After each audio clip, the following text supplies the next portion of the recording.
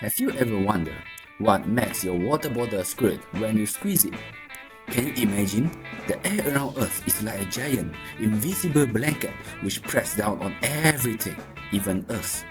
Do you know why your ear pop when you go up a mountain or in an airplane?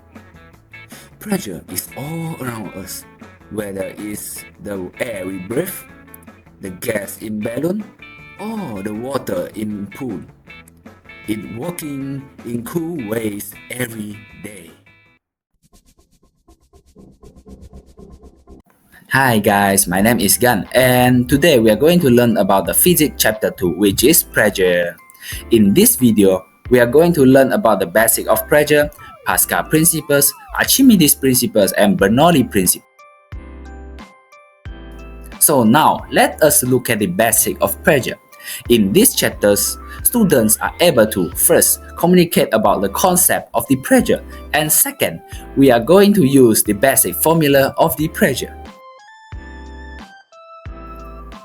So what is atmospheric pressure?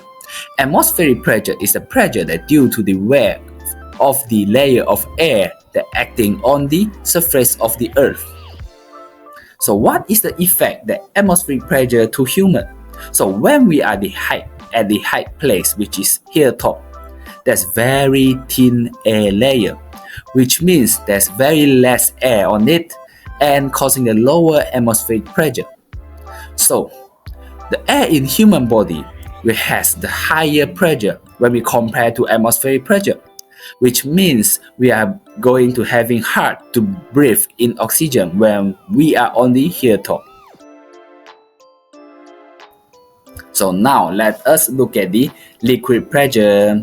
So only one formula that we need to memorize in liquid pressure, which is P equal to H rho G, which P is liquid pressure, H is the depth of the liquid, rho is the density of the liquid, and the G is the gravitational acceleration. So now let us look at the factors that affect the pressure of the liquid. First, depth of liquid.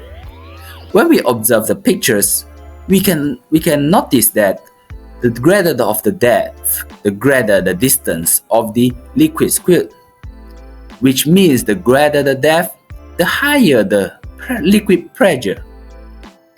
Second, when we observe these two pictures, we can observe that both the liquid having the different density, and the liquid with higher densities have the greater distance of the liquid squirt, which means the greater of the density, the higher the liquid pressure.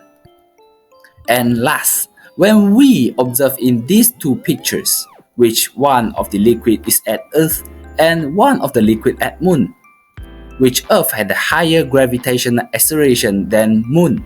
So, these two pictures tell us the greater the gravitational acceleration, the greater the distance of the liquid squirt. So, which means the greater of the gravitational acceleration, the higher the liquid pressure. Hello everyone, I'm Nizam, and I will continue to explain about pressure, which is first principle, which is Pascal principle.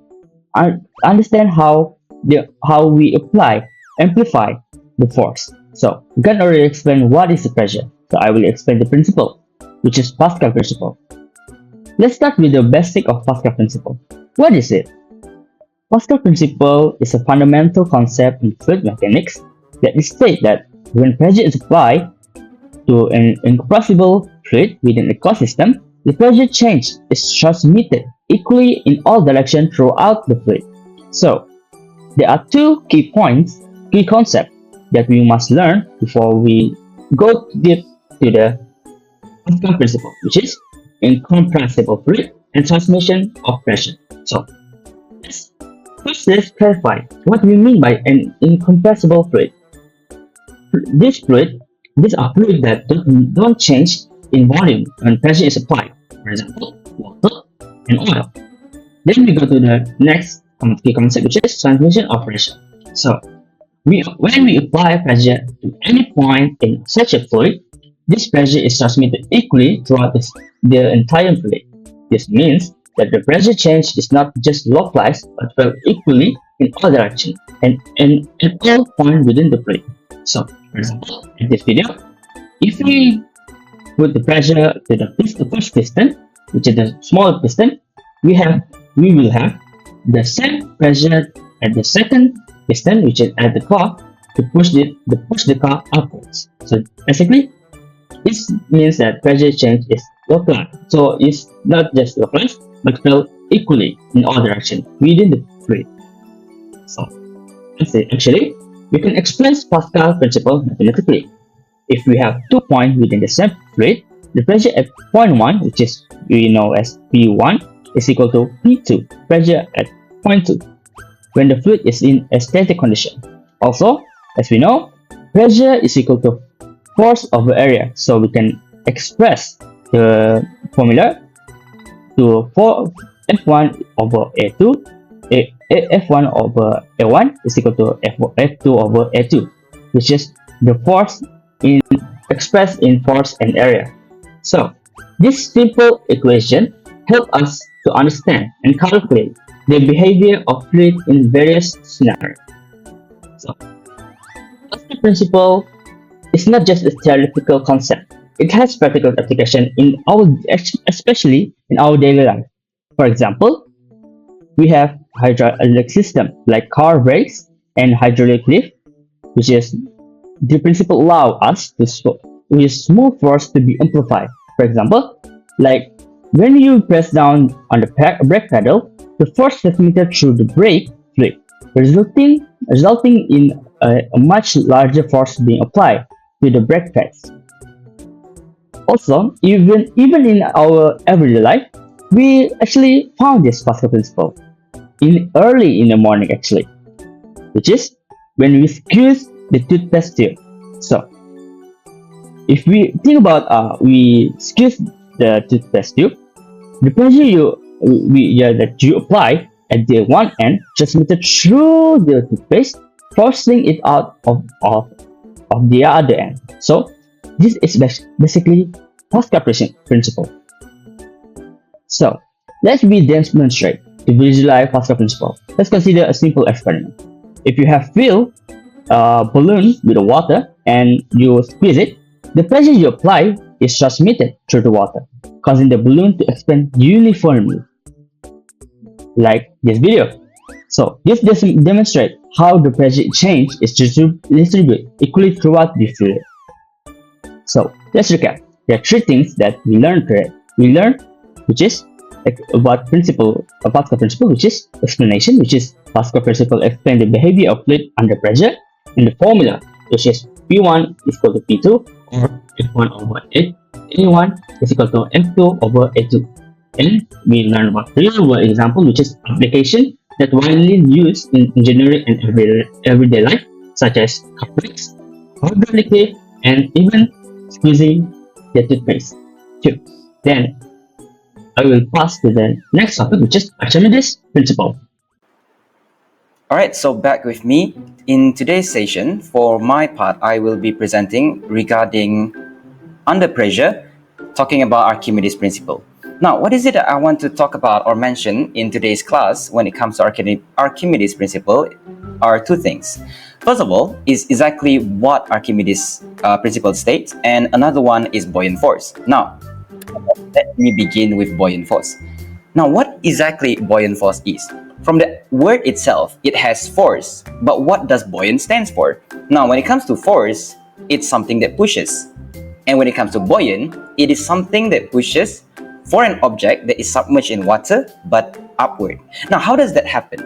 That happens when there is pressure difference between the lower surface and upper surface of the object. Now, as you can see, when you submerge an object, there will be two different heights between the upper surface and the lower surface. This causes what's said pressure difference. And that is exactly what buoyant force is. Something that pushes an object upward when the object itself is submerged in water. Now let us move on to Archimedes principle. What does Archimedes principle say? Archimedes says that When an object is partially and fully immersed in a fluid, they will experience a buoyant force equal to the weight of fluid displaced. Now, it sounds super complicated, but trust me, it's actually very simple. The idea of Archimedes' principle is basically saying the amount of weight that got displaced is the buoyant force. As usual, we can see from the equation states where you can see buoyant force equal sign weight of fluid displaced. FB equals to rho Vg is the formula representing Archimedes' principle. Moving on, we will talk about the state of flotation of an object in a fluid. Now, this is the perfect representation, the perfect explanation to Archimedes' principle when you see the relation between weight and fluid displaced. So, the weight of the fluid displaced when it is equal to buoyant force, what will happen? The resultant force will become zero, the force will become balanced, and the object will be stationary. As you can see, the object will not move when the weight displaced and the buoyant force are equal.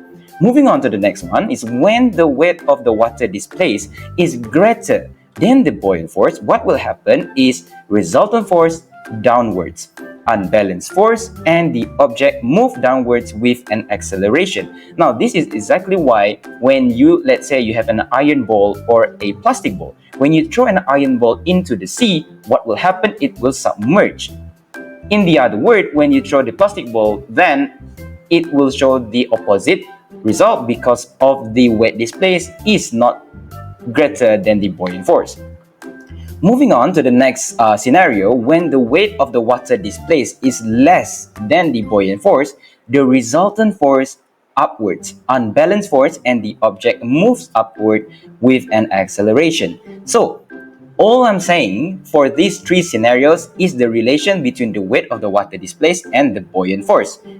Again, if it's equal, stationary. Greater, going down, and less, it will go up. Now, next up is how can we learn from knowing all these three scenarios and relates it to submarine as an applicable real-life scenario. So, for submarine, it's very simple, honestly. For submarine, when a submarine is floating on the ocean surface, its ballast tanks are filled mostly with air. This is when you want your submarine to be on the surface of the water. Now, what if you want to submerge your submarine? You will open the vent holes, allowing water to go in, thus increase the weight of the water displaced, where it becomes greater than the buoyant force. Thus, your submarine will submerge. And last but not least, if your submarine is in the water and you want it to go up, you will open the vent holes, allowing the water to go out by pressuring compressed air to push the water out, thus causing the submarine to rises to the surface of the water. So the question now is, how do you measure density of liquids when it comes to relating weight of water and the buoyant force? Is an apparatus called hydrometer.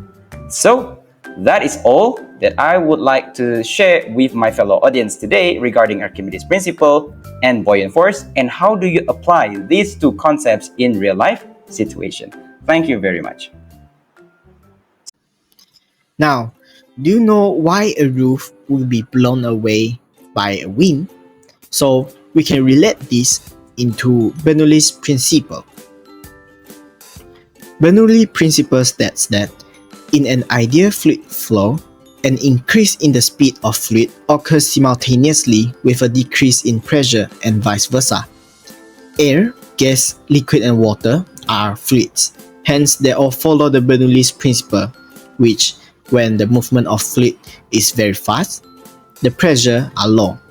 So, let us see about the roof just now. So, when the wind blows, the movement of the fluid is very fast. Hence, it is a very low pressure region at above the roof. So the environment or the air below the roof is lower movement compared to upper part. Hence, it is a high pressure. So when we have difference in pressure in these two regions, it will create a force which flow from high pressure region into low pressure region. Now, let us see about the apparatus. So in this apparatus, we have three different regions, A, B, and C, and B has the smallest area. So when the water flows in the region B, it flows with the fastest movement, fastest velocity. So when the fluid is flow very fast, according to Bernoulli's principle, it creates a lowest water pressure. When it flows out from region B, the water have a moderately high movement compared to region A. So it also creates a lower water pressure compared to water pressure at region A. Hence, we can see that the water level is from a higher to lower at region A to C, and the lowest is at region B. So let us get into more application of Bernoulli's principle. So do you ever wonder that how a soccer ball can change direction in the air, and also how an aeroplane can take off from the ground? So let us see the Bernoulli's principle works in these two applications. So let us see the soccer ball first. So when a soccer ball fly in the air, it will spin. So when it spins, the air movement on the upper part of the soccer ball will move very fast. According to Bernoulli's principle, when the fluid is flowing in a fast velocity, it will create a low pressure region compared to the lower part of the soccer ball. So when it have the difference in pressure, it will create a force from higher pressure region to lower pressure regions. Hence, we can see that the soccer ball can change direction in the air due to the different pressure region in two parts of the soccer ball. Next, we will see how an aeroplane can take off from the ground. So before it takes off, it needs to run on the ground. So the air will hit the wing of the aeroplane, and the air will be split into upper part and lower part at the wing. And we know that the wing of the airplane is in aerofoil shape. So due to the aerofoil shape, the air movement on the upper part of the wing is flow very fast. And according to Bernoulli's principle, when the air movement is moved very fast, it is a low pressure region. So with the difference in pressure region, it will create an upward force at the wing. Hence, the upward force is contribute to the lifting force of the aeroplane. Hence, the aeroplane can fly in the sky. So this is some example of the Bernoulli's principle in our daily life. So hope you guys can learn many principles through this chapter and through this video. So that's all from us. Thank you, and hope you guys can learn some knowledge through this video. Goodbye.